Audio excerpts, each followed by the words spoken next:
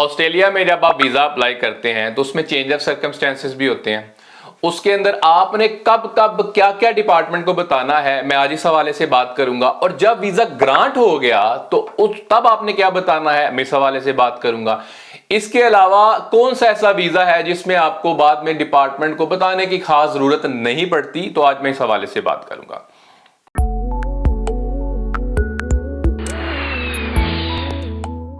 मेरा नाम नासिर नवाज है और मैं ऑस्ट्रेलिया में रजिस्टर्ड माइग्रेशन एजेंट हूं।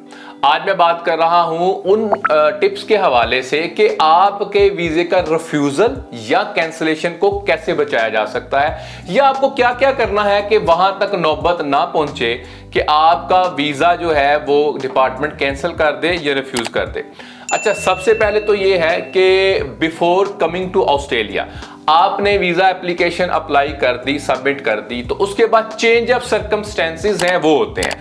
आपके चेंज ऑफ सर्कमस्टेंसेस में ये हो सकता है, मिसाल के तौर पे इफ यू हैव अप्लाइड और यू गेट मैरिड, तो आप डिपार्टमेंट को बिल्कुल बताएं। इसका मतलब ये नहीं है कि आपने अपने पार्टनर को एप्लीकेशन के अंदर शामिल कर लिया, वो बात की बात है, वो आप बाद में डिसाइड करते हैं। लेकिन आपने डिपार्टमेंट को ये इतने बड़े चेंज के ऊपर जरूर बताना है। बच्चा हो गया, यानी कि आपके कोई चाइल्ड बर्थ हुई, आप ऑलरेडी शादीशुदा थे, तो उस पे भी चेंज ऑफ सर्कमस्टेंसेस आपने बताना है। ये इसके अलावा और कोई बड़ा इवेंट है उसके हवाले से आपने बताना है डिपार्टमेंट को। इसको कहते हैं चेंज ऑफ सर्कमस्टेंसेस।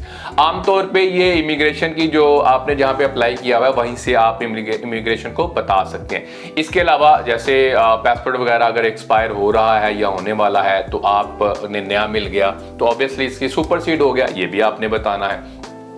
एड्रेस वगैरह है वो भी बताना है। तो ये change of circumstances till the visa is granted आपने लाजमी डिपार्टमेंट को बताना है। इसके अलावा आपका जब वीजा ग्रांट हो गया, ऑस्ट्रेलिया आने से पहले पहले कौन से चेंज ऑफ सर्कमस्टेंसेस आपने बताने हैं। इसमें again if you get married you have partner, आपने डिक्लेयर नहीं किया हुआ तो आप उनको बता दें। चेंज ऑफ सर्कमस्टेंसेस आप उनको बता सकते हैं, बेशक आपका वीजा ग्रांट हो गया।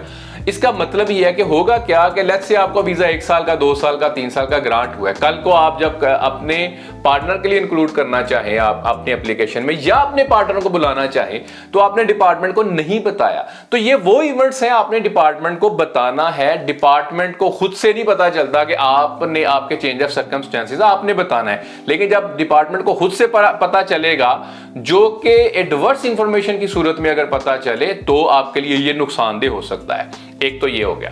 अच्छा, दूसरा वीजा ग्रांट हो गया, आप ऑस्ट्रेलिया में आ गए, तो इसमें भी आपने डिपार्टमेंट को अपडेट रखना है। स्टूडेंट वीजा के हवाले से ये है कि स्टूडेंट वीजा के जो स्टूडेंट वीजा होल्डर हैं उन्होंने अपने एजुकेशन प्रोवाइडर को बताना होता है, और उनका काम है डिपार्टमेंट को बताना। अब प्रोवाइडर को आपने बताना है, आपका एड्रेस चेंज हो गया तो आपने प्रोवाइडर को बताना है। या और भी सर्कमस्टेंसेस जो हैं वो कंडीशन लगी हुई आती हैं वीजा ग्रांट लेटर के ऊपर, वो आपने बतानी है। इसके अलावा वीजा ग्रांट हो गया, लेट्स से 491 ग्रांट हो गया। अब 491 के ऊपर जो है वो ऐसी कंडीशंस भी मौजूद हैं जो पहले किसी वीजा पे नहीं थी। मिसाल के तौर पे कंडीशन 8578, उसके अंदर उन्होंने ये कहा कि आपने अगर अपना एड्रेस वगैरह चेंज किया है तो डिपार्टमेंट को आपने 14 डेज के अंदर अंदर बताना है आपका एड्रेस चेंज हो गया है। If you tell to fail, if you fail to tell, और आपने ये नहीं बताया उनको और आपने डिपार्टमेंट को नहीं उसको अपडेट नहीं किया, तो इसमें आपको पेनलाइज भी किया जा सकता है, मिसाल के तौर पे।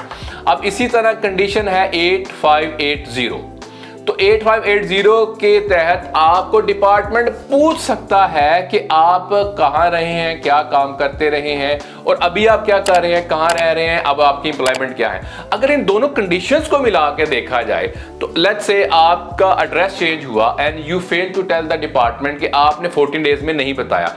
अब आप 20 दिन के बाद your change of your address department ने पूछा, डिपार्टमेंट ने ये पूछा कि आप कहाँ रह रहे हैं, आपने एड्रेस बताया, एम्प्लॉयमेंट बताई और सारा कुछ बताया। अब डिपार्टमेंट उसको जब कोरोबोरेट करेगा उसके साथ कि आपने अपडेट नहीं किया, क्योंकि उनके पास तो पुराना एड्रेस चल रहा है और नए के साथ, तो there could be some problem कि आप you may be subject to the cancellation. अब ये केस ऑफिसर के ऊपर है, केस ऑफिसर करते क्या है। अभी ये बहुत ज्यादा हो रहा है।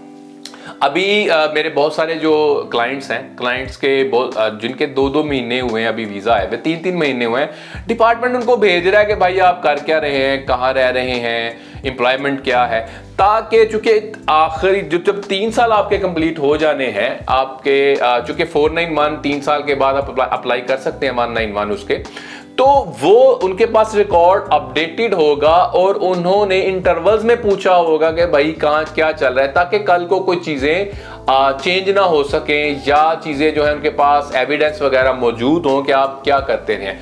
तो बड़ी एहतियात की जरूरत है। यानी वीजा ग्रांट होने के बाद भी आपके पास अगर प्रोविजनल वीजा है, आपके पास अगर टेम्परेरी वीजा है, तो आपने डिपार्टमेंट को बताना ही बताना है। अच्छा, इसमें ये नहीं कहा गया 491 के अंदर, अभी मैंने ये कंडीशन तो नहीं देखी कि अगर आपके चेंज ऑफ रिलेशनशिप हुआ, लेट्स से आपका डिफेक्टो है या आपका किसी के साथ रिलेशनशिप है, तो उसको भी अपडेट करना है। ऐसा भी उस कंडीशन में नजर नहीं आया 8580 के अंदर या 8578 के अंदर। उन्होंने ये जरूर कहा है कि कहाँ रह रहे हैं, एम्प्लॉयमेंट क्या है, स्टडी कहाँ कर रहे हैं, तो ये भी एक चीज है।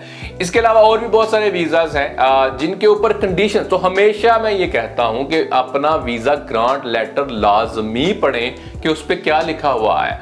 अच्छा, ये हो गया आपका वीजा ग्रांट होने के बाद। इसके अलावा वीजा ग्रांट होने के बाद जैसे आपका अगर परमानेंट वीजा ग्रांट हो गया जो कि पीआर है, तो आपको को बहुत ज्यादा डिपार्टमेंट को नहीं बताना पड़ता। मिसाल के तौर पे आप कहाँ रह रहे हैं, आपके जो एड्रेस कहाँ है, आप कहाँ पढ़ रहे हैं, या आपका अगर रिलेशनशिप है और आप उस रिलेशनशिप में पार्टनर को लाना चाह रहे हैं, तो ऑब्वियसली आप पार्टनर का वीजा अप्लाई करने के लिए आप डिपार्टमेंट को बताते हैं, तो तब उसके बहुत ज्यादा कंडीशंस नहीं रह जाती। तो ये एक सफर है कि आप जब वीजा अप्लाई करते हैं वीजा ग्रांट होने तक का, उसके बाद ऑस्ट्रेलिया आने तक का। इसके अलावा वीजा जब ग्रांट हो गया, आप ऑस्ट्रेलिया में आ गए, तो उसके बाद जो है अगर वीजा चेंज हुआ या कंडीशन चेंज हुई या कुछ भी चेंज हुआ, तो उसके हवाले से, और या जब आपकी पीआर होगी, जब आप सिटीजन हो जाते हैं, तो obviously you don't need to tell. तो ये सारे सर्कमस्टेंसेस हैं। आपने as a temporary visa holder बहुत एहतियात करनी है। डिपार्टमेंट आपका वीजा कैंसिल कर सकता है इन बुनियाद के ऊपर कि आपने डिपार्टमेंट को नहीं बताया। या एक और सिनारियो मेरे पास आया कि डिपार्टमेंट के पास अगर अपडेटेड एड्रेस नहीं है और कैंसिलेशन उन्होंने भेज दी या कोई ऐसी करस्पॉन्डेंस की, तो वो तो जो वीजा होल्डर है उसके मुताबिक तो उसको मिली नहीं है, डिपार्टमेंट ने भेज दी। तो जब डिपार्टमेंट ने भेज दी ऑल इज डन, तो ये सारी चीजों का बहुत एहतियात करनी है आपने, और ये बड़ा वाइटल या इंपॉर्टेंट है कि आपने डिपार्टमेंट को अप टू डेट रखना है। आपको कोई सवाल है तो आप कमेंट कर सकते हैं। मजीद इंफॉर्मेशन के लिए चैनल को सब्सक्राइब करें। Thank you.